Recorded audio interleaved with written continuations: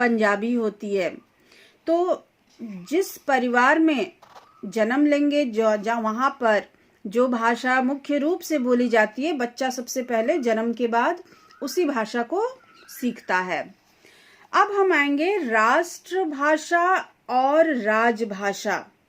तो राष्ट्रभाषा का मतलब है राष्ट्र की भाषा, यानी जिस भाषा का प्रयोग देश के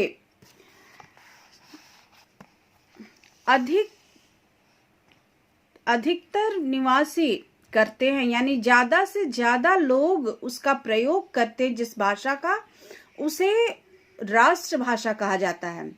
लेकिन जिस भाषा का प्रयोग सरकारी कार्यालय या दफ्तर में कामकाज के लिए किया जाता है, वो भाषा राजभाषा कहलाती है। अब हिंदी भारत की राष्ट्रभाषा भी है और राजभाषा भी है, लेकिन बहुत जगह में अलग अलग होता है। यानी कहीं कहीं पर ऐसा भी होता है कि उनकी जो राष्ट्र की भाषा होती है वो अलग होती है और राजभाषा अलग होती है। तो ये दोनों अलग भी हो सकता है और एक भी हो सकता है, लेकिन चूंकि भारत में हम सबसे ज्यादा अधिक लोगों के द्वारा हिंदी ही बोला जाता है और समझा जाता है, तो ये राष्ट्रभाषा भी है। और राजभाषा यानी सरकारी कार्यालय में सरकार के द्वारा इसे मान्यता दी गई है, तो हर एक कार्य दफ्तर में हिंदी भाषा में ही संपन्न किया जाता है, इसीलिए ये राजभाषा भी है। अब हिंदी 14 सितंबर 1949 को भारत की राजभाषा के रूप में मान्यता ग्रहण किया था। तो इसलिए आज भी हर वर्ष हम लोग 14 सितंबर को हिंदी दिवस के रूप में मनाते हैं। और 10 जनवरी को विश्व हिंदी दिवस मनाया जाता है। तो हिंदी दिवस हमारे भारत में 14 सितंबर को मनाया जाता है, लेकिन 10 जनवरी को पूरे विश्व में हिंदी दिवस मनाया जाता है। अब हम आएंगे, भारत के संविधान में 22 भाषाओं को मान्यता प्राप्त हुआ है, और उन 22 भाषाओं के बारे में अभी हम लोग यहाँ देख लेंगे। हिंदी है, असमिया है, बंगला, बोडो, डोगरी, कन्नड़, कश्मीरी, कोंकणी, पंजाबी, उर्दू, मैथिली, मलयालम, मणिपुरी, गुजराती, मराठी, नेपाली, उड़िया, संस्कृत, तमिल, तेलुगु, संथाली और सिंधी। अब हम लोग आएंगे बोली। बोली मैंने पहले ही बताया कि ये क्षेत्रीय रूप होता है भाषा का, यानी इसका विकास पूरी तरह से नहीं हुआ रहता है, अभी वो विकास के क्रम में ही है।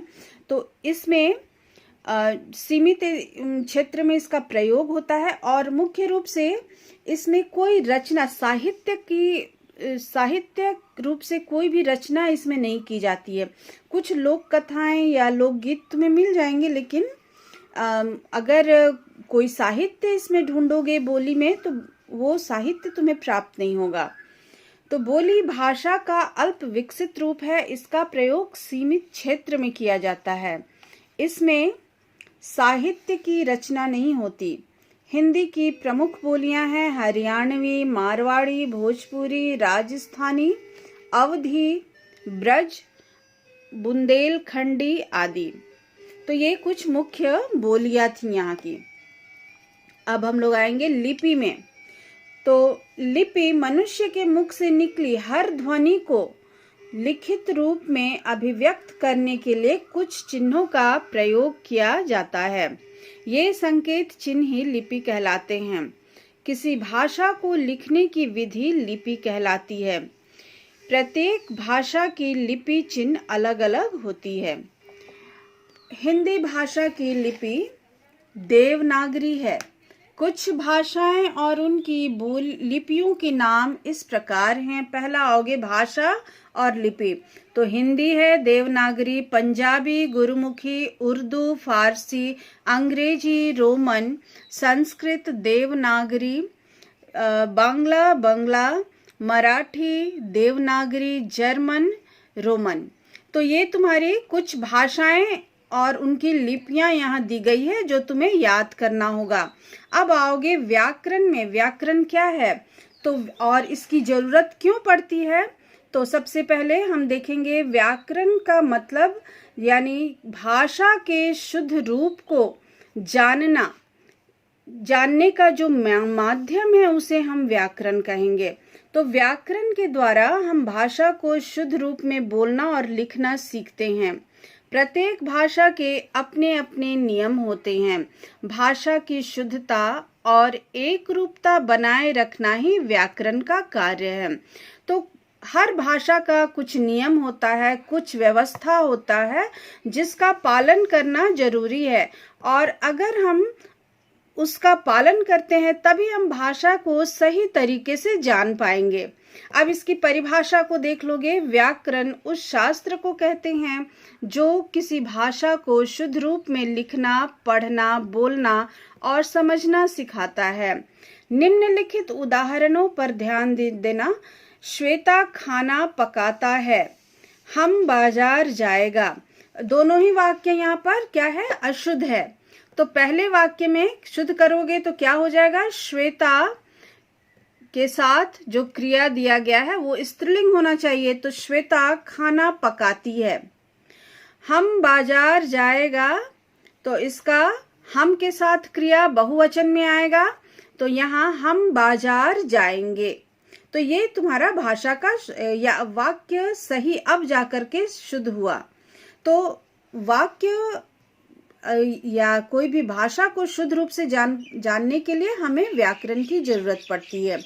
अब व्याकरण में देखोगे कि व्याकरण के कितने भाग होते हैं। तो इसके 3 अंग हैं मुख्य रूप से। पहला है वर्ण, दूसरा है शब्द और तीसरा तुम्हारा वाक्य। तो इन तीनों तरीके से हम व्याकरण को समझ पाते हैं। सबसे पहले वर्ण, जो सबसे भाषा की सबसे छोटी इकाई होती है, तो उसके विषय में जानना, उसके स्वरूप को, किस तरह से वो बना है, फिर उसके भेद यानी कितने तरह के वर्ण, कितने प्रकार के हैं, और उच्चारण के आधार पर हम उसे किस तरह से अलग अलग वर्ग में बांट सकते हैं। तो वर्ण अगर हम देखेंगे तो इन सब चीजों को जानना जरूरी है वर्ण में। अब इसके बाद अगर हम लोग आते हैं शब्द में, तो वर्ण के बाद शब्द का निर्माण होता है। जब तक हम वर्ण नहीं जानेंगे हम शब्दों को नहीं बना सकते हैं, क्योंकि शब्द को बनाने के लिए कम से कम 2 वर्णों की आवश्यकता पड़ती है। 2 वर्ण जुड़ेंगे तभी एक शब्द का निर्माण होगा। 2 या 2 से अधिक शब्द वर्ण होने चाहिए, तब जाके हमारा कोई शब्द बन पाएगा। तो व्याकरण के इस अंग में शब्द किस तरह से बनता है, उसके कितने भेद हैं, उसकी उत्पत्ति, लिंग, वचन आदि के आधार पर किस तरह से हम उसे जान सकते हैं, उसके बारे में हम शब्द विचार में पढ़ते हैं। और तब आते हैं हम लोग 3rd में वाक्य विचार। तो इस वाक्य विचार में हम वाक्य के विषय में जानेंगे, उसकी रचना यानी बनावट किस तरह से है, वाक्य के भेदों के विषय में जानेंगे, और वाक्य संश्लेषण, विराम चिन्ह आदि जितने भी तुम्हारे वाक्य में हम प्रयोग करते हैं, जितनी चीजों का, उन सब पर हम विचार करते हैं। तो इसके लिए अलग अलग चैप्टर्स में ये तीनों पर अलग अलग चैप्टर्स हम लोग आगे पढ़ेंगे। तो अभी के लिए तुम्हें इतना जानकारी रखना है इस चैप्टर में कि व्याकरण के 3 भाग है, वर्ण विचार, शब्द विचार और वाक्य विचार। अगले वीडियो में हम लोग इसका क्वेश्चन आंसर्स करेंगे। ये चैप्टर हमारा कंप्लीट हुआ।